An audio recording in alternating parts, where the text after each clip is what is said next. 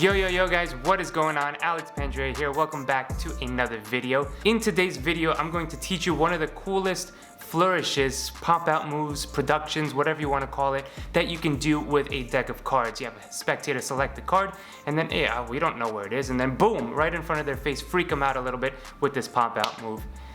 That's the goal. That's the goal. We're also going to take a look at the new Svengali deck. This is Deadeye number 5. You can find that right now on Svengali.com. If you do like what we do there, we do appreciate you picking up a few decks. Of course, we print limited quantities of each, and every single 1 through 4 have sold out, so this one probably will as well. We'll take a look through the deck, we'll take a look at the Flourish, we'll take a look at, I don't know, what else should we do? Let me know in the comments below, because I'm doing, as you can see, I'm doing these daily uploads. I'm filming in the morning, editing, uploading, all in the span of just a few hours. So if you do appreciate the effort, go ahead and hit the like button and comment down below and share this. Whatever you gotta do. Whatever you feel like doing to give thanks. Today is Thanksgiving, so yeah, let's get into it.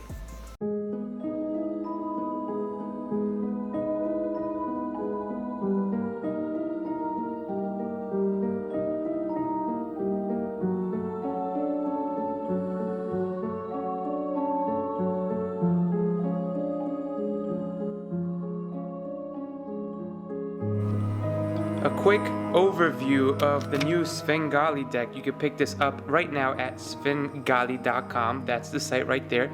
This is the 5th installment in the series. It's called Deadeye, and each of them are printed in limited quantities, each version, so these ones will probably sell out just like the rest. I'll show you what the box consists of first. This is obviously number 5, so 05. You got the Deadeye right there. This is a really interesting story that we sort of built around this particular character in this deck. But nonetheless, here is the tuck case, and you could get all the... I'm not very good at reviewing decks, but... Ooh. Let's take a look at the cards inside. Of course, we'll use the cards for this tutorial, but I do want to show you a few of my favorite cards in the deck. The back design looks like this. Very minimal, but yet very interesting. You got the little eyes right there. But what's more interesting to me is all the artwork that we did for it. So that's the Joker, a different sort of design to go with the theme of this deck. Purple pips instead of red. And you can see here the aspects of the design. Like, I mean, look at the chord cards. The chord cards are pretty nice in my opinion. You have a reveal on the Queen of Spades with the three of hearts there. So if you could force the 3 of hearts and then you reveal it on the Queen, it's a very nice effect. Candle. But I just want to get to the Ace of Spades really fast, or rather all the aces, because I think they are the best aces that we have created. The same style is brought upon the aces in design. Ace of Spades is very nice, Ace of Hearts, and Ace of Diamonds. So if you want to check out this deck, go ahead and support my other company, Svengali, where we produce cards that are not just one color back. So there you go. Alright, let's get into this Flourish. Now this is a hard Flourish. It's not something that you're going to get down right away, or something that is going to be 100% every time, especially in the beginning. So don't be discouraged if you can't get it right away, if the cards go all over the floor. We all have been through it, okay? But just keep practicing and maybe find easier ways to start out with, and then work your way up to the different level ones that we're going to show you in this video. So the first thing so basically this is how the Flourish looks. You just do that, and the card pops out in the middle of the deck face up, and it is the selected card, let's say, or the named card.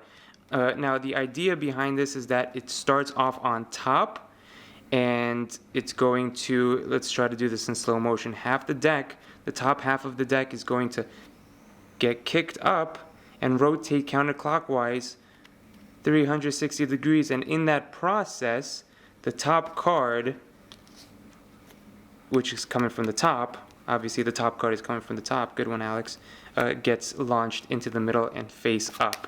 Now it's hard to do in slow motion, but let's slow down the video so you can see exactly what happens. Okay, so you can see how that one card gets shot and then turned face up, while the other ones now come on top of it. But the basic idea is that. So once you have that sort of in your head of what is supposed to happen, then we can go and learn the exact positioning of everything. So you're going to get your break. Now I would suggest when starting off, get fewer cards in the break. All right, so maybe a third of the deck, a fourth of the deck. Let's try it with a fourth of the deck. I would say maybe about there. The top card has to be bent a little bit upwards like this. Okay, so we're going to show you how to get into that, but let's just go through exactly what the move is. So top card is bent like this a little bit to get some air, and you get the break under there. Now your thumb is going to be right here. Okay, it's important that it makes a little bit of contact. You don't want this.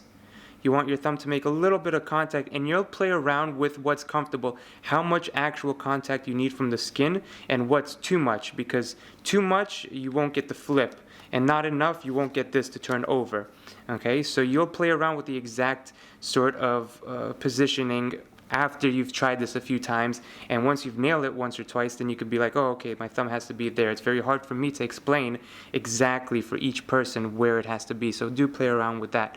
Now from here, you're going to come up with the hand, all right? Remember, this is the thumb that was going to keep that and turn it over. So throw it up, make sure that you sort of release pressure from these fingers, because these fingers might just keep it there. So just release pressure, come up with the hands enough so that this comes up, all right?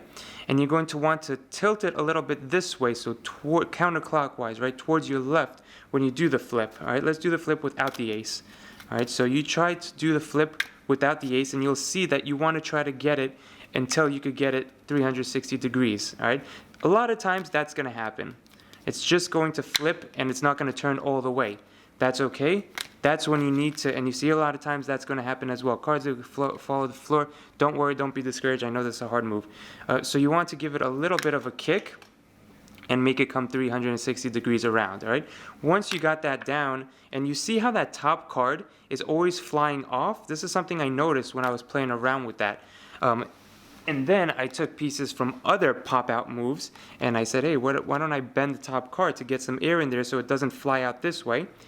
That mixed in with the thumb over here, kick it up, will get that one card to turn over. And you see that, right? But because of the velocity of how fast you're doing it, sometimes it's going to fly out, and sometimes it's not going to stay in the deck. That's just said the same thing twice. Sometimes it's going to fly out, and sometimes, all right. So you want to make sure that your hand is level at that point, because if it's like this, and then the card is going to shoot out one way or another.